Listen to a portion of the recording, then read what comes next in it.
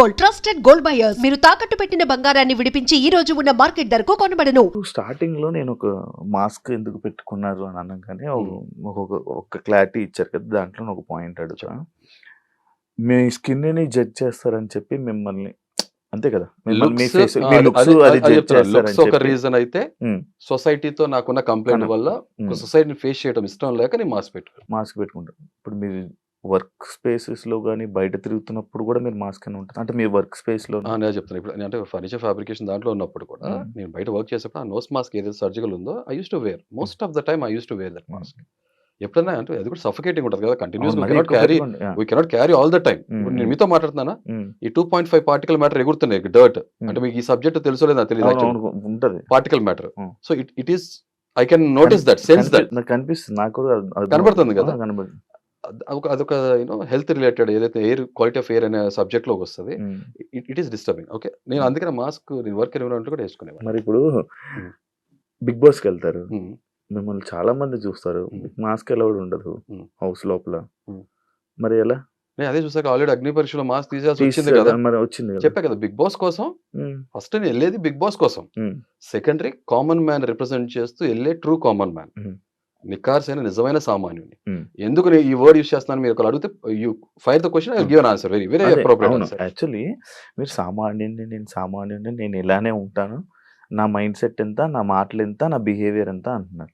కానీ మీరు మాట్లాడుతున్నప్పుడు కానీ, మిమ్మల్ని మీరు రిప్రజెంట్ చేసుకుంటున్నప్పుడు కానీ, ఈయన ఏదో కావాలని చేస్తున్నాడేమో అని ఒక యాంగిల్లో కొంతమంది ఉన్నారు. ఒక యాంగిల్లో అంటే ఏదో ఇంట్రెస్టింగ్ క్యారెక్టర్ లా ఉన్నాడు, అంటే మీరు క్రియేట్ చేయాలనుకుంటున్న ఇంట్రెస్టింగ్ క్యారెక్టర్ని జనాలు కనెక్ట్ అయ్యారు కొంతమంది. కొంతమంది మాత్రం ఇరిటేటింగ్ గా ఫీల్ అవుతున్నారు. ఇప్పుడు జనం ఎలా ఆలోచిస్తారని ఒక చిన్న ఉదాహరణ చెప్తా. పెన్ తీసుకుని ఇక్కడ 6 రాసుకుంటా, ఇది నాకు 6, ఇది మీకు 9, ఏది రైట్ రాంగ్ అంటే ఏం చెప్తాం మనం శివ? అది చూడడానికి బాగుంటది, మాట్లాడే కాదు, వాస్తవం చెప్తున్నా. ప్రతి మనిషి బ్రెయిన్ తనకు అనుకూలంగా చెప్తుంది, అవునా? ఇప్పుడు ఆ నీళ్ళలో దిగినవాడికి చలి తెలుస్తుంది, ఒడ్డు మీద ఉన్నవాడు చెప్పలేడు. నీళ్ళలో ఉన్నాడు వణుకుతుంటే ఈ డ్రామా చేస్తానని చెప్పేవాళ్ళు కూడా ఉంటారు, లోకల్ కాకులు రకరకాల చాలా బాగులు బాగుతారు. Sorry to use this language, చాలా మాటలు మాట్లాడుతుంటారు, వాళ్ళు తెలియదు కదా మొత్తం. అర్థంగా అట్లా don't judge a book by its cover. నేనేమన్నా టేబుల్ బుక్ నా 10 పేజీలు ఉన్నాయి అక్కడ తిప్పేసి తెలిసేసుకుంటా, భగవద్గీత, ఖురాన్, ఓకే, బైబుల్ లాగా చదివారండి. ఏం చదవా నాకేం తెలియదు, అంటే నేను చెప్తాను ఫ్లోగా. లేకపోతే డిక్షనరీ అనుకోండి, ఆక్స్ఫర్డ్ డిక్షనరీలో అనుకోండి, చదువుతానికి తెలుసుకోవడానికి చాలా ఉంటాయి. Got it, simple. సో కాబట్టి ఎలా జడ్జ్ చేస్తాను నన్ను? నేను జడ్జెస్ దగ్గర అదే అన్నా, యూ కెనాట్ జడ్జ్. ఒక జీవితకాలం పడుతుంది ఒక మనిషి గురించి తెలుసుకోవాలంటే. రేపు మీరు మ్యారేజ్ చేసుకున్నాక మీ వైఫ్ గురించి మీకు పూర్తి తెలుసు అనుకుంటే అవివేకం ఎవరికైనా, అవునా? ఇప్పుడు బయట మాట్లాడడానికి బాగానే ఉంటున్నాయి, నేను అదే చెప్తున్నా, ఇది ఒక గేమ్ షో. ఇప్పుడు నిన్ను ఒకటి జడ్జ్ చేయకుండా నీకు ఓటేలా వేస్తాడు? నన్ను తెలుసుకుని వచ్చేయమంటున్నా. ఒపీనియన్ వేరు, జడ్జ్ చేయటం వేరు. ఒపీనియన్స్ మారుతుంటాయి, సిచ్యువేషన్ కండిషన్ తగ్గట్టు, ఒక పరిస్థితులు తగ్గట్టు, ఒక రోజు తగ్గట్టు ఒపీనియన్ మారుతుంది. ఎప్పుడైనా సరే ఏ మనిషి చేయాల్సింది ఏంటంటే ఎదురు మనిషి జడ్జి చేయొద్దు, ఒపీనియన్ క్రియేట్ చేసుకోండి, ఒక అభిప్రాయం, తీర్మానం చేయొద్దు ఈ మనిషి ఇంతే అని. మనం అలా తీర్మానం చేయగలదు, అది చెప్తా కదా. ఎవరు మనం జడ్జ్ చేయలేము. అంటే నన్ను నాలాగా చూసినప్పుడు ఆటోమేటిక్ ఓటేస్తారు శివ. అవును, నన్ను నాలాగా నేను ఒక మాట ఇప్పుడు ఈ పాయింట్కి వచ్చినప్పుడు నేను చెప్తా. ఫస్ట్ ఆ టాస్క్ వెళ్దామా డైరెక్ట్ పాయింట్. ఫస్ట్ ప్లేస్ కి ఎందుకు డిజర్వ్ చేస్తాను అన్నప్పుడు ఆ రోజు నేను ఈ పాయింట్స్ పెట్టాలనుకోలేదు, ఎందుకంటే నాకు సింపతి చూపించిన టాస్క్ నేను ఆ పొజిషన్ వెళ్ళాలనుకోండి. బట్ నీకు చాలా కన్స్ట్రక్టివ్ గా చెప్తా. ఇప్పుడు వచ్చిన వాళ్ళందరూ ఇన్ఫ్లుయెన్సర్స్, చాలా మెజారిటీ ఆఫ్ పీపుల్ ఇన్ఫ్లుయెన్సర్స్ ఉన్నారు. ఆ టాపిక్ కూడా మాట్లాడతారు, ఆ టాపిక్ కూడా చెప్తా. వచ్చినప్పుడు వాళ్ళ లైఫ్ ఏదో సాధించి అచీవ్ చేసి వచ్చారు. నేను అసలు జనం ముందుకి అసలు రాట్లా, ఫోటోలు దిగట్లా, ఫంక్షన్స్కి వెళ్ళట్లా. ఒకటే ఫంక్షన్కి వెళ్ళినా కూడా నా ఫేస్ చూపించడం ఇష్టపడట్లా. 99% mostly I'm naught into public. 100% చెప్పను.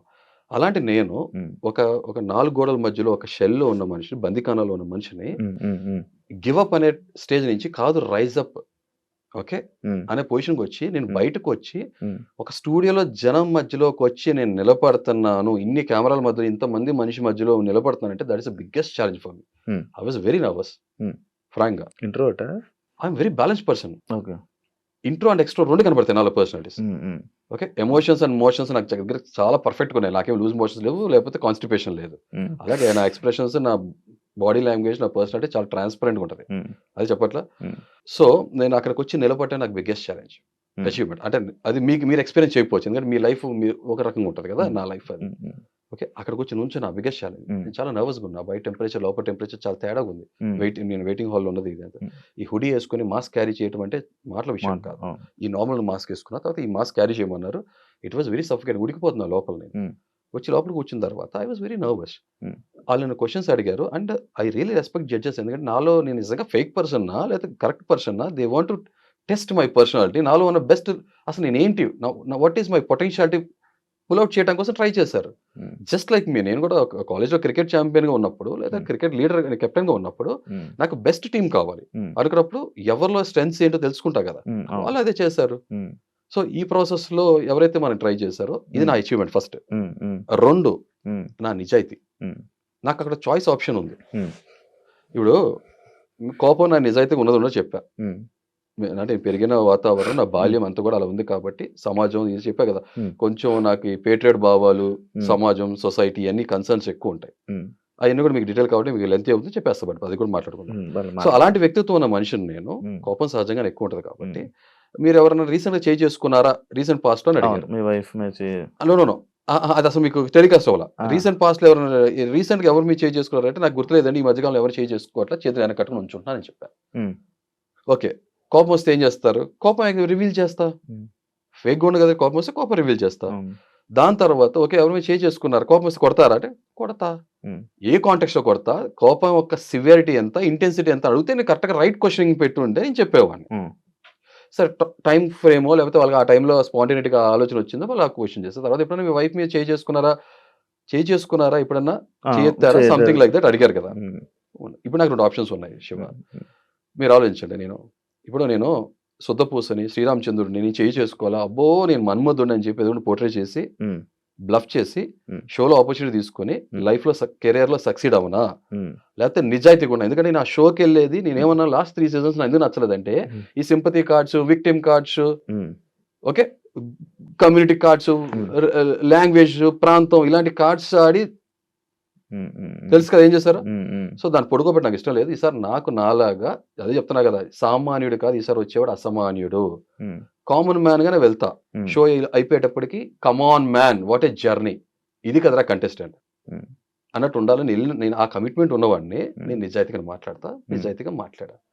చేసుకో ఎస్ అన్న, కొట్టారంటే కొట్టానన్న. ఇప్పుడు నా నెక్స్ట్ క్వశ్చన్ అలాంటి ఏమి ఫ్రేమ్ అప్ అవలా. సరే ఓకే ఐ రెస్పెక్ట్ దట్. వెంటనే ఆటోమేటిక్గా బిందుమాధవి గారు నిజంగానే మెచ్చుకుంటా, రెస్పెక్ట్ చేస్తా. నన్ను ఎవరైనా డిస్రెస్పెక్ట్గా మీరు కాకుండా నువ్వు అని పిలిస్తే నాకు 2 కారణాలు. నువ్వు నాకన్నా వయసు చాలా పెద్దోళ్ళు అయి ఉండాలి, లేదా చాలా క్లోజ్ ఫ్రెండ్షిప్ అని అయి ఉండాలి. అర్థం కదా.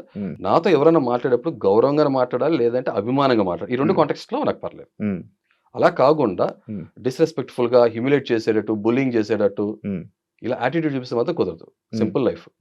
మన సెల్ఫ్ రెస్పెక్ట్ అంటాం కదా, గివ్ రెస్పెక్ట్, టేక్ రెస్పెక్ట్. మీ మర్యాద మీ చేతిలో ఉంటుంది. మీరు నాతో ఎలా మాట్లాడితే మీకు ఎలా వస్తుంది. మీకు ఎలా వస్తుంది అంటే కాన్కేవ్ కాన్వెక్స్ లెన్స్ లాగా వస్తుంది, భూతద్దం లాగా వస్తుంది మీకు, అంతే సింపుల్. సో నాతో అలా మాట్లాడారు, ఆబ్వియస్ గా మీరు చూస్తుంటే రెస్పాండ్ అయ్యాను, అయిపోయింది. సో ఇప్పుడు నాకు ఇది 2వ రీజన్. ఇప్పుడు ఇక్కడ బయట జనం నన్ను చాలా బాగా జడ్జ్ చేస్తున్నారు. ఏదో వైఫ్ బీటర్ అన్నట్టు పోర్ట్రే చేస్తున్నారు. వైఫ్ బీటర్ ఏదైనా గుళ్ళో గంట పొద్దున సాయంత్రం టంగ్ టంగ్ టంగ్ టంగ్